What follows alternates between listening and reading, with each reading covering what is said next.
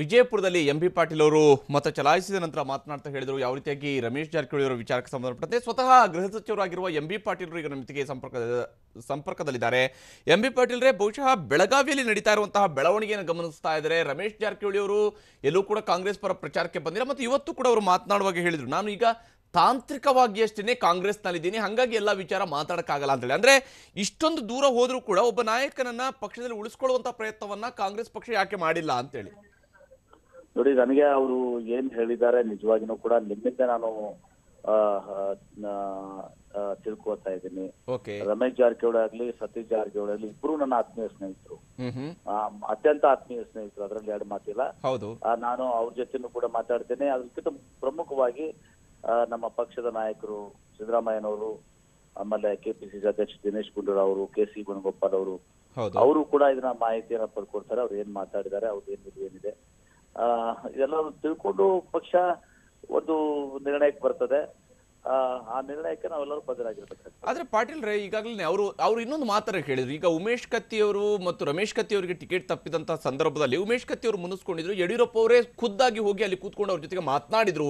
ಆದ್ರೆ ನನ್ನ ಜೊತೆಗೆ ಇದುವರೆಗೂ ನನ್ನ ಪಕ್ಷದ ನಾಯಕರು ಯಾರು ಕೂಡ ಬಂದು ಮಾತನಾಡ್ಲಿಲ್ಲ ಅಂತ ಹೇಳಿ. ಬಹುಶಃ ಇದು ಹಾಗಾದ್ರೆ ಕಾಂಗ್ರೆಸ್ ಪಕ್ಷ ತನ್ನ ಒಬ್ಬ ಹಿರಿಯ ಶಾಸಕರನ್ನ, ಯಾಕಂದ್ರೆ 5 ಬಾರಿ ಶಾಸಕರಾದಂತವ್ರು ಅವರು, ಅವ್ರನ್ನ ಹಿರಿಯ ಶಾಸಕರನ್ನ ನಡೆಸ್ಕೊಳ್ಳುವ ರೀತಿ ಹಾಗಾದ್ರೆ ಇದ್ವಾ ಅಂತ. ನೋಡಿ, ನಾನು ಈ ಚುನಾವಣೆಯಲ್ಲಿ ಏನಾಗಿದೆ ಅದ್ ನನ್ಗೆ ಗೊತ್ತಿಲ್ಲ, ಹಾಗಾಗಕ್ಕೆ ಸಾಧ್ಯ ಇಲ್ಲ. ಮಾತಾಡಿರ್ತಾರೆ. ಚುನಾವಣೆಗಿಂತ ಪೂರ್ವದಲ್ಲಿ ನಾನು ಮಾತಾಡಿದ್ದೀನಿ, ಎಲ್ಲರೂ ಮಾತಾಡಿದ್ದಾರೆ. ಕೆ.ಸಿ. ವೇಣುಗೋಪಾಲ್ ಅವರು 3-4 ಬಾರಿ ಮಾತಾಡಿದ್ದಾರೆ. ದಿನೇಶ್ ನೀವೇ ಮಾಧ್ಯಮದಲ್ಲಿ ಪ್ರಸಾರ ಮಾಡಿದಿರ್ತೀರಿ. ಸಿದ್ದರಾಮಯ್ಯನವರು ಮತ್ತು ರಮೇಶ್ ಜಾರಕಿಹೊಳಿ ಭೇಟಿಯಾಗಿರುವಂತದ್ದು ಹಾಗೇನು ಆಗಿಲ್ಲ. ಅವ್ರ ಜೊತೆ ಸಾಕಷ್ಟು ಬಾರಿ ಚರ್ಚೆ ಆಗಿದೆ. ಚರ್ಚೆ ಆದ್ಮೇಲೆ ಈಗ ಚುನಾವಣೆಯಲ್ಲಿ ನನಗನ್ಸಮಟ್ಟಿಗೆ ಸ್ವಾಭಾವಿಕವಾಗಿ ಎಲ್ಲರೂ ಮಾಡ್ತಾ ಇರ್ತಾರೆ. ಅಭ್ಯರ್ಥಿಗಳು ಮಾತನಾಡ್ತಾರೆ, ಕಾಂಗ್ರೆಸ್ ಪಕ್ಷದ ಅಧ್ಯಕ್ಷರು ಮಾತಾಡಿರ್ತಾರೆ, ಸಿದ್ದರಾಮಯ್ಯ ಮಾತಾಡಿರ್ತಾರೆ.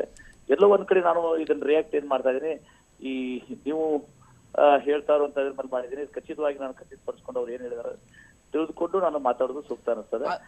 ಹಾಗಾಗಿನೂ ಕೂಡ ನಮ್ಮ ಪಕ್ಷ ಹೈಕಮಾಂಡ್ ಮತ್ತು ಇದು ಸ್ಥಳೀಯ ರಾಜ್ಯದಲ್ಲಿ ಕಾಂಗ್ರೆಸ್ ನಾಯಕರು ಸಿದ್ದರಾಮಯ್ಯ ಮತ್ತು ದಿನೇಶ್ ಗುಂಡೂರಾವ್ ಅವರು, ಕೆ.ಸಿ. ವೇಣುಗೋಪಾಲ್ ಅವರು ನಮ್ಮ ಹೆಸರಿಗೆ ಮಾತಾಡ್ಕೊಂಡು ತಿಳ್ಕೊಂಡು ಮುಂದೆ ನಿರ್ಣಯಿಸ್ತಾರೆ.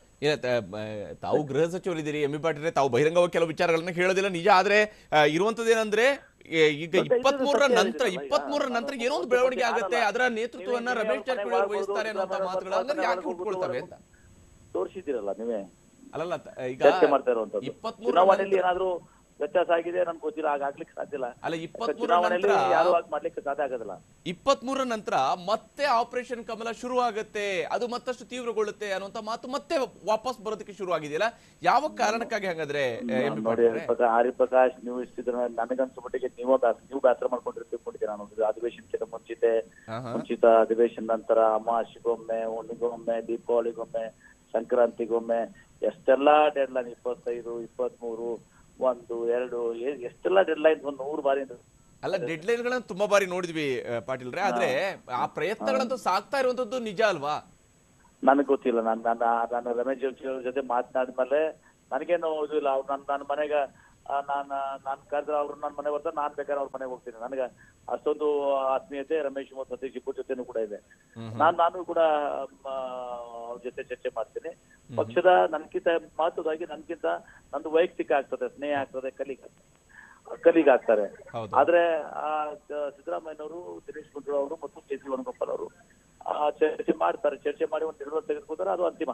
ಖಂಡಿತ ಎಂಬಿ ಪಾಟೀಲ್ ರೇ, ಧನ್ಯವಾದ ಟಿವಿ ಜೊತೆಗೆ ತಮ್ಮ ಅಭಿಪ್ರಾಯವನ್ನ ಶೇರ್ ಮಾಡ್ಕೊಂಡಿದ್ದಕ್ಕಾಗಿ. ಇದು ಎಂಬಿ ಪಾಟೀಲ್ ಹೇಳ್ತಾ ಇರುವಂತಹ ಮಾತು. ಇಲ್ಲ, ಇವ್ರ ಜೊತೆಗೆ ನಾವು ಮಾತಾಡಿದ್ದಾರೆ, ಹಿಂದೆಯೂ ಕೂಡ ಮಾತನಾಡಿ ಆಗಿದೆ, ಈಗ ಆಗ್ತಾ ಇರುವಂತಹ ಬೆಳವಣಿಗೆ ಬಗ್ಗೆಯೂ ಕೂಡ ಅವಶ್ಯಕತೆ ಬಿದ್ದರೆ ಮಾತನಾಡ್ತೀನಿ ಅನ್ನುವಂತಹ ಮಾತನ್ನ ಎಂಬಿ ಪಾಟೀಲ್ರು ಹೇಳ್ತಾ ಇದ್ದಾರೆ. ಆದರೆ ರಮೇಶ್ ಜಾರಕಿಹೊಳಿ ಅವರು ಮಾತನ್ನು ಗಮನಿಸಿದರೆ, ಇವತ್ತು ಅವರು ಹೇಳ್ತಾ ಇರುವಂತಹ ಮಾತನ್ನು ಗಮನಿಸಿದರೆ, ಅವರು ಬಹುತೇಕ ತನ್ನ ಅಂತಿಮ ನಿರ್ಧಾರದ ಕಡೆಗೆ ಅವರು ಸಾಕ್ತಾ ಇರೋದು. ಅದಕ್ಕೆ ಅವರು ಒಂದು ಮಾತನ್ನು ಬಳಸಿರುವಂಥದ್ದು, ನನಗೆ ತಾಂತ್ರಿಕವಾಗಿ ಎಷ್ಟು ಕಾಂಗ್ರೆಸ್ನಲ್ಲಿದ್ದೀನಿ ತಿಳ್ಕೊಂಡು. ಒಬ್ಬ ಶಾಸಕ ಚುನಾವಣೆಯ ದಿವಸ, ಅದು ಮತದಾನದ ದಿವಸನೇ ನಾನು ತಾಂತ್ರಿಕವಾಗಿ ಅಷ್ಟೇ ಇದ್ದೀನಿ ಅನ್ನೋದು. ಮತ್ತು ಅವರ ಮನೆ ಪಕ್ಕದಲ್ಲಿ ಕಾಂಗ್ರೆಸ್ ಪಕ್ಷದ ಬಹಳ ದೊಡ್ಡ ಸಮಾವೇಶವನ್ನು ಗೋಕಾಕ್ನಲ್ಲಿ ನಡೆಸ್ತಾರೆ. ಖುದ್ದು ಶಾಸಕಾಂಗ ಪಕ್ಷದ ನಾಯಕರಾಗಿರುವ ಸಿದ್ದರಾಮಯ್ಯವರು ಹೋಗ್ತಾರೆ, ಆದರೆ ಅಲ್ಲಿಗೆ ರಮೇಶ್ ಜಾರಕಿಹೊಳಿ ಬರೋದಿಲ್ಲ ಅಂತ ಹೇಳಿ. ಆದರೆ ಎಷ್ಟು ಮಟ್ಟಿಗೆ ರಮೇಶ್ ಜಾರಕಿಹೊಳಿ ಅವರು ಕಾಂಗ್ರೆಸ್ ಪಕ್ಷದ ಜೊತೆಗಿದ್ದಾರೆ, ಕಾಂಗ್ರೆಸ್ ಪಕ್ಷ ಯಾವ ರೀತಿಯಾಗಿ ಈ ವಿಚಾರವನ್ನು ಎದುರಿಸುತ್ತೆ ಅನ್ನೋದು ಕೂಡ ಬಹಳ ಮುಖ್ಯವಾಗಿರುವಂಥದ್ದು. ಇನ್ನು